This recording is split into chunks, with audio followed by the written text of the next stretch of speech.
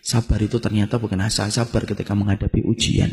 Tapi sabar itu ada 3. Sabar dalam taat, sabar dalam meninggalkan larangan, dan yang ketiga sabar menghadapi ujian. Maka yang ketiga saya terangkan sebuah hadis yang singkat. Orang yang mendapatkan ujian, Pak, sesungguhnya pahala mereka besar, walaupun tidak sebesar yang pertama dan yang kedua. Tapi Nabi kemudian menerangkan kepada kita, kelak pada waktu hari kiamat, Allah itu akan membagi manusia jadi 2. Yang pertama, ahlul afiyah, ahlul musibah, ahlul afiyah.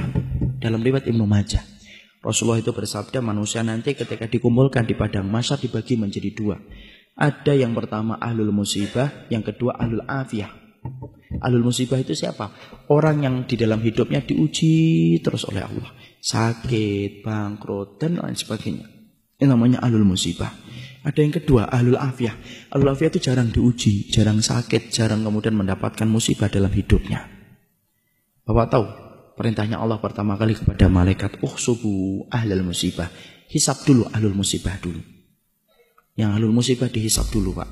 Dihisab, ditimbang, lalu kemudian ahlul musibah itu para malaikat berkata, ya Allah, ahlul musibah itu sudah habis.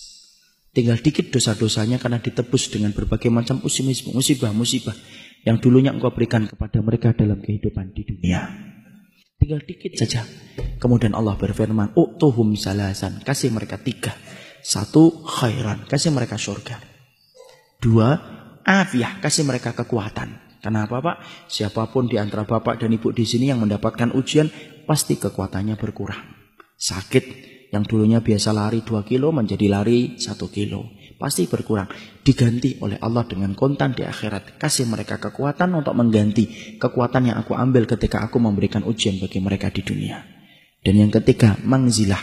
Kasih mereka tempat yang tinggi di surga. Tempat itu tidak bisa diraih dengan sholat, tempat itu tidak bisa diraih dengan sedekah, tapi tempat itu hanya bisa diraih dengan orang yang sabar ketika mendapatkan ujian. Dinaikkan itu ahlul musibah ke tempat yang tinggi, sampai ahlul afiyah melihat itu mendoakan kepala mereka ke atas, saking tingginya ahlul musibah ketika ditempatkan oleh Allah.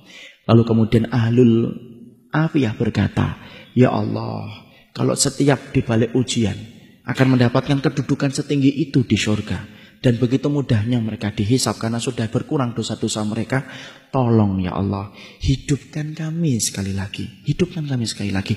Kasih ujian kami. Potong-potong daging-daging kami. Daging-daging kecil dan kami masih hidup. Tidak apa-apa. Selama kami mendapatkan 3 yang kamu berikan kepada musibah ketika di dunia. Tapi tidak ada lagi balik ke dunia itu. Disitulah kita paham, Pak. Ujian itu berat, tapi barangnya kontan. Kalau kita semuanya disenangkan dalam hidup, Pak, malah kita bingung dari mana kita akan mendapatkan pahala kesabaran. Kalau Bapak punya istri langsung solihah, anaknya langsung hafal Quran, kerjaannya langsung lancar, malah bingung dari mana kita mendapatkan pahala kesabaran. Makanya kemudian kita kalau mendapatkan ujian, sabar. Saya belajar sabar dari ibu saya, Pak. Saya tidak bermaksud mensucikan siapapun di hadapan Allah. Tapi ibu saya dan bapak itu mendapatkan ujian yang menurut anak tidak ringan. Ibu dan bapak saya itu mendapatkan putra yang pertama Down syndrome, Pak. Berkebutuhan khusus. Anak yang kedua berkebutuhan khusus. Kakak laki-laki pertama saya umurnya 53 tahun. Kakak perempuan saya 43 tahun. Dan itu berkebutuhan khusus, Down syndrome. Mandi harus dimandikan, makan harus dikondisikan, tidur harus disediakan. Itulah yang menjadikan saya tidak bisa keluar kota. Sampai beberapa lama, paling-paling setengah tahun baru sekali, 2 kali.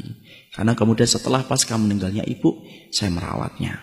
Tapi saya belajar dari kesabaran ibu saat itu. Saat itu saya ketika kecil, Pak, SMP, saya masih ingat, kadang-kadang ibu kalau makan di warung itu tidak pernah malu beliau. Selalu digandeng kakak saya. Dan tidak pernah ditinggalkan di mobil. Saya anak SMP, wajar, malu, Pak. Saya ngomong dan komentar, Bu ditinggal aja di mobil. Kan orang pada ngeliatin. Kan kita tahu, Pak, masyarakat Indonesia tidak bisa ngelihat sesuatu yang agak beda dikit, kecuali pasti dilihat terus.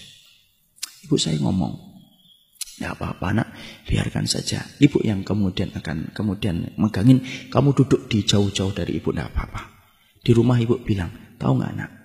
Kadang-kadang tobat belum tentu nasuha. Kadang-kadang istighfar belum tentu hati kita khusyuk. Tapi kalau kita mendapatkan ujian, dititipkan anak yang semacam ini, kalau kamu sabar, tiap hari dihapuskan dosa-dosamu walaupun kamu tidak tobat dan tidak istighfar, selama kamu ikhlas dan ridho. Dan saya akhirnya Pak, setelah bisa di pondok, tidak ada perkara yang saya cari tahu pertama kali kecuali apa? Hisab orang yang Down syndrome dan hisab orang yang gila semenjak kecil. Orang gila itu para ulama bagi dua. Gila setengah perjalanan hidupnya, maka mereka dihisab. Ada yang gila yang kedua, Pak. Gila dari kecil, Down syndrome dari kecil. Maka mereka itu tidak dihisab oleh Allah. Mereka akan ditanya oleh Allah tentang satu pertanyaan saja. Ata'rifuni, kamu kenal dengan saya atau tidak? Kalau anak-anak itu menjawab, iya kami kenal engkau ya Allah, langsung Allah masukkan ke surga. Tidak ada hisab sholat, tidak ada hisab puasa, tidak ada hisab amal apapun. Karena mereka bukan mukallaf dalam kehidupan di dunia. Makanya saya ingat betul ketika ibu saya pernah nyisirin kakak saya.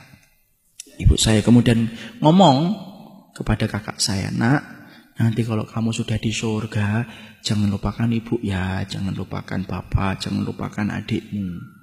Karena kamu nanti insya Allah menjadi penduduk surga. Karena Allah cabut kenikmatan sementara di dunia dan pasti Allah balas di akhirat. Kakak saya tidak ngerti apa-apa, ya cuma diusap-usap kepala ibu saya. Dan sampai hari yang terakhir, ibu saya masih memandikan, masih kemudian mengganti bajunya, sampai malamnya beliau terserang dengan jantung. Selama 51 tahun beliau merawat itu. Dan saya belajar di situ apa? Ahlul musibah itu berat.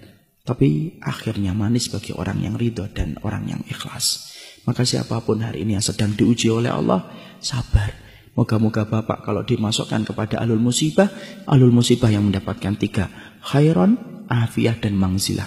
Tapi kalau mendapatkan ahlul afiyah yang bersyukur sama Allah. Barakallahu fikum.